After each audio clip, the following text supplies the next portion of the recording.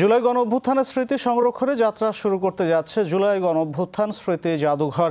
আগামীকাল সকাল ৯টায় এই জাদুঘরের উদ্বোধন করবেন প্রধানমন্ত্রী তারেক রহমান। আজ সচিবালয়ে জুলাই গণঅভ্যুত্থান স্মৃতি জাদুঘর উদ্বোধন উপলক্ষে আয়োজিত প্রেস ব্রিফিংয়ে এসব তথ্য জানান সংস্কৃতি বিষয়ক মন্ত্রী নিতাই রায়চৌধুরী। এ সময় প্রধানমন্ত্রীর পলিসি ও স্ট্র্যাটেজি, তথ্য সম্প্রচার মন্ত্রণালয় এবং সংস্কৃতি বিষয়ক মন্ত্রণালয়ের উপদেষ্টা ডাক্তার জাহিদুর রহমান, সংস্কৃতি প্রতিমন্ত্রী আলী নেওয়াজ মাহমুদ খোয়েম সহ মন্ত্রণালয়ের ঊর্ধ্বতন কর্মকর্তাগণ উপস্থিত ছিলেন। জুলাই গণঅভ্যুত্থান দিবস উপলক্ষে রাজধানী সহ সারা দেশে নানা কর্মসূচি নেওয়া হয়েছে উল্লেখ করে সংস্কৃতি বিষয়ক মন্ত্রী বলেন, উদ্বোধনী অনুষ্ঠানে জুলাই যোদ্ধা ও শহীদ পরিবারের সদস্যরা স্মৃতিচারণ করবেন এবং জুলাই গণঅভ্যুত্থানের ঘটনা প্রবাহ, গণমানুষের অংশগ্রহণ সহ বিজয়ের ইতিহাস নিয়ে নির্মিত একটি প্রামাণ্য চিত্র প্রদর্শন করা হবে। এছাড়া জুলাই জাদুঘর নির্মাণ ও ব্যবস্থাপনা নিয়ে সুনির্দিষ্ট কোনো অনিয়মের অভিযোগ পাওয়া গেলে তা গুরুত্বের সঙ্গে খতিয়ে দেখা হবে বলে জানান সংস্কৃতি বিষয়ক মন্ত্রী।